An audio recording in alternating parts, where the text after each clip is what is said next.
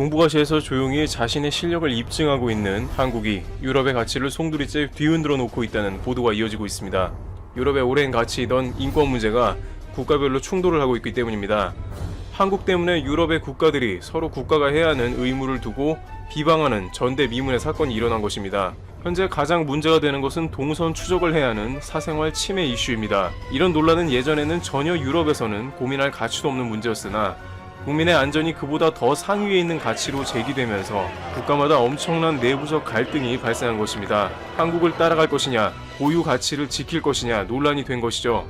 그런데 프랑스 매체는 유럽 전체가 한국을 보며 정신 차려야 한다, 느끼는 게 있어야 한다고 일침합니다. 프랑스 주간지 르푸앙은 2일자 특집 기사에서 한국의 대처를 집중 조명하면서 한국의 애플리케이션 등 추적 시스템이 큰 효과를 거두고 있다고 소개하고 서방 국가들도 사생활, 인권 침해라는 망상을 그만두고 이런 방식을 적극 수용해야 한다고 지적했습니다. 오랜 역사를 통해 인간 중심의 계몽주의와 인간을 수용하고 관용을 베풀자는 똘레랑스 등 온갖 인권 개념이 가장 발달해온 프랑스에서조차 이런 주장이 나올 정도이니 현재 상황에 한국의 대처가 얼마나 유럽 사회에 절실한지 비춰지고 있는 것입니다. 하지만 유럽 국가들이 우유부단한 사이에 유럽의 시민들은 그 사이를 못 참고 자유분방한 모습을 보입니다. 심각한 이탈리아조차 드론까지 띄워가며 집에 있으라고 강조하고 있지만 이리저리 하루가 멀다 하고 밖으로 나와서 자신의 자유를 주장하고 있습니다. 이런 유럽의 분위기 가운데 한국은 이상하다는 주장도 나옵니다. 독일 헌법학자 한스 위르겐 파퍼는 한국 시스템을 히스테릭한 파시스트 보건 국가가 나타나고 있다는 것이라고 언급했습니다. 그러나 한국에서 생활하며 한국 시스템을 체험하고 있는 프랑스의 제레미 앙드레 플로레스 기자는 유럽이 이런 망상 때문에 커다란 어려움에 빠졌다고 합니다. 한국의 방식은 그 어떤 전체주의와도 전혀 관계가 없으며 인권, 사생활, 이동권을 침해하지 않는다고 말합니다.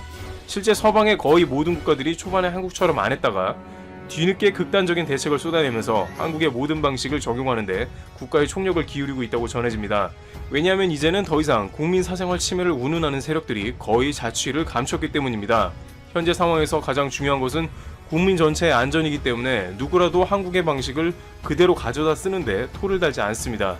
실제 스페인 정부는 상황을 지켜보다가 이제 전국의 이동 제한령 감시를 위해 프로그램을 가동합니다. 스페인 당국은 감시 프로그램을 통해 한국과 같이 물샐 틈 없는 방어체제를 갖추겠다는 것입니다. 이탈리아도 부랴부랴 한국과 같은 방식의 애플리케이션 개발을 착수하며 개인 위치 정보를 활용할 방침입니다. 일각에서는 여기에다 유럽 경제의 발등에 불이 떨어진 것도 한국 시스템을 빠르게 적용하기 시작한 원인이라 지적합니다. 당장 이탈리아는 유럽 내에서도 재정 적자로 허덕여 유럽연합의 경고를 받는 상황으로 안 그래도 안 좋은데 직격탄을 맞은 상황이고 유럽 전역의 실업자가 급속하게 늘어나 유럽연합 전체가 국가적 위기를 맞고 있습니다. 유럽 기업들은 일자리를 줄이는 대신 근무 시간을 줄이고 대신 정부가 급여의 차액을 지급하는 독일식 방안을 도입하는 것을 적극 검토하고 있으며 한편으로 상황 대응에는 한국식 모델이 적용되는 것입니다.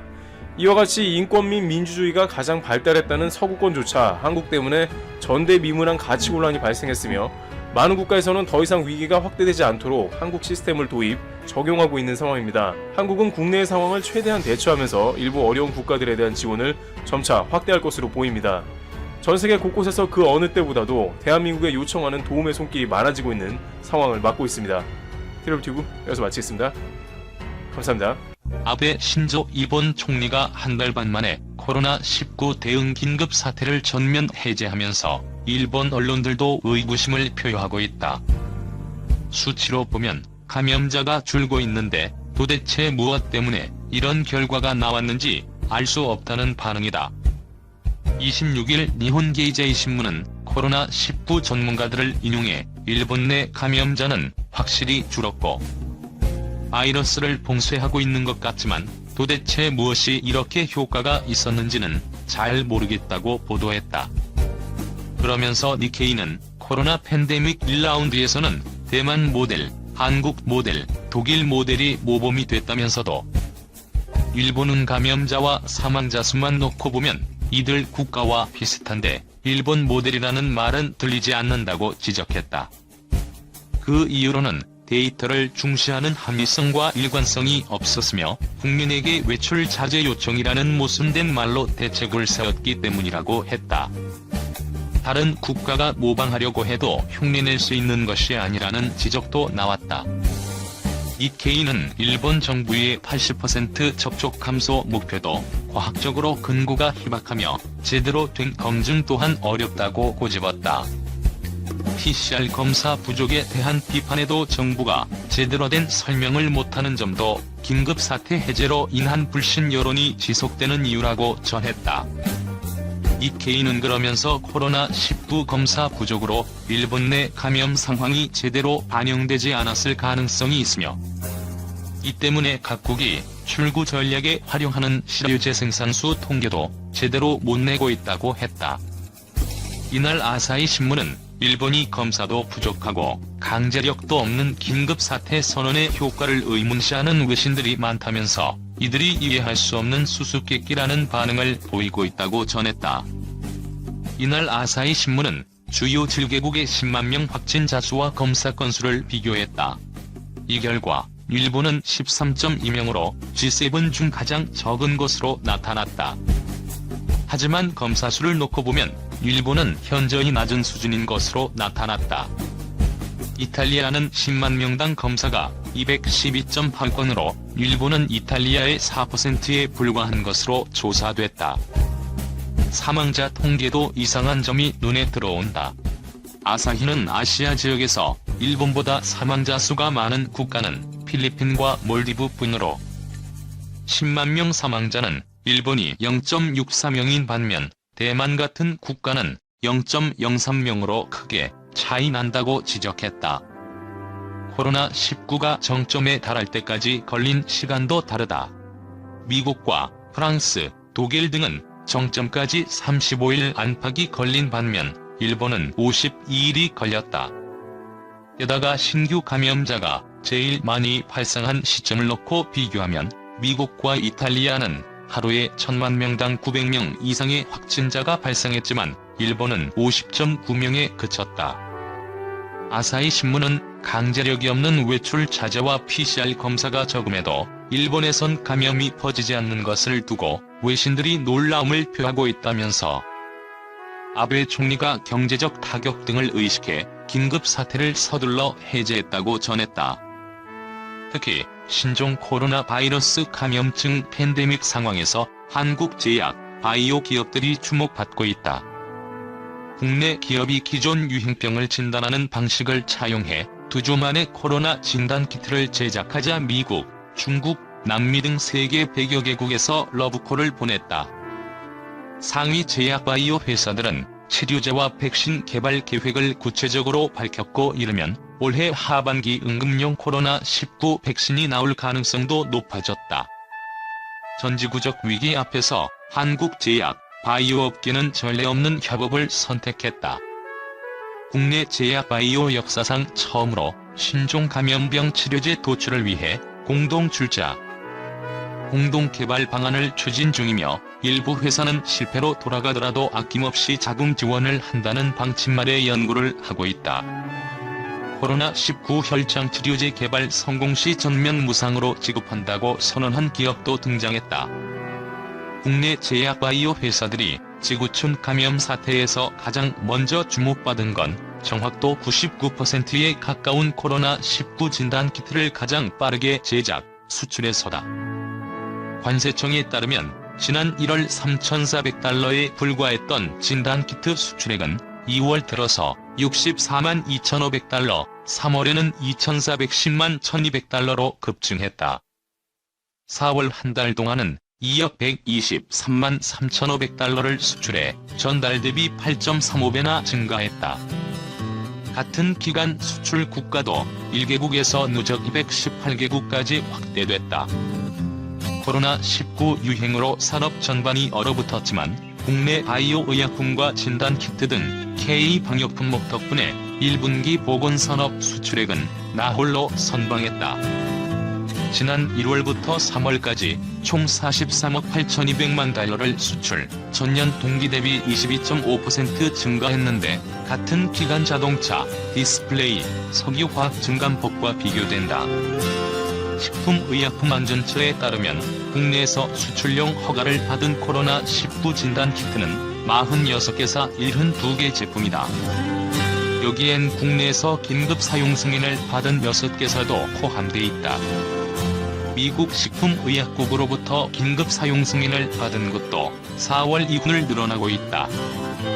오상 헬스케어가 지난 4월 18일 국내 기업 중에는 최초로 FDA로부터 긴급 사용 승인을 받았고, 이후 시젠, SD 바이오센서, 시선 바이오머티리얼스, 랩지노믹스, 진매트릭스, 바이오코아가 뒤를 이었다. 코로나19 진단을 넘어 백신 및 치료제 개발에서도 국내 기업이 앞장섰다. 한국제약바이오협회에 따르면 현재까지 코로나19 관련 백신, 치료제 개발 일정 및 계획을 밝힌 업체는 GC60자, SK바이오사이언스, 셀트리온 등 20여 곳이다.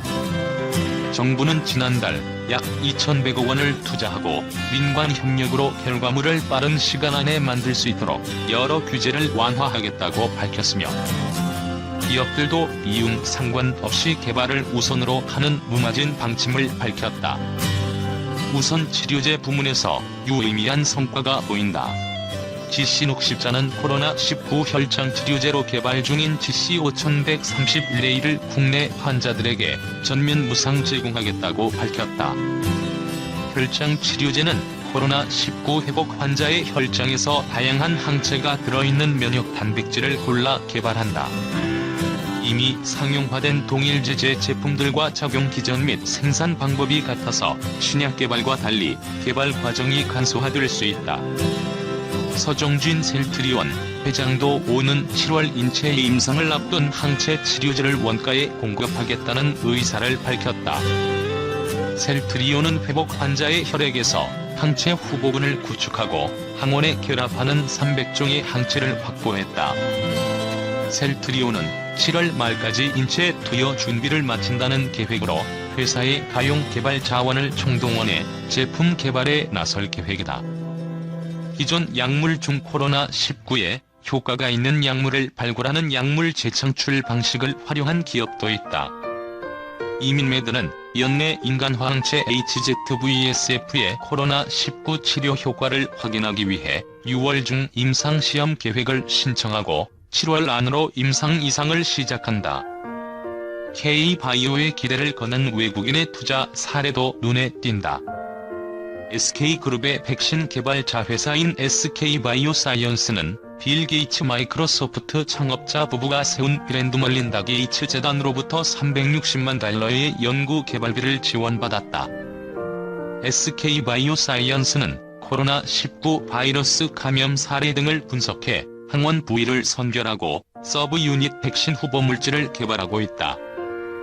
항원은 인체에 투여해 면역력을 위한 항체를 형성하는 물질이고, 서브 유닛은 바이러스의 일부를 포함한 항원을 말한다. 빠른 치료제 개발을 위해 컨소시엄을 구성한 국내 제약 바이오 업체들도 성과를 내고 있다.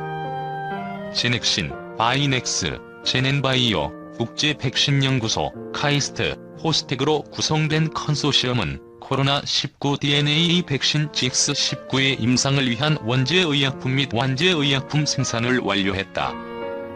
6월 초 임상시험에 돌입할 것으로 예상된다.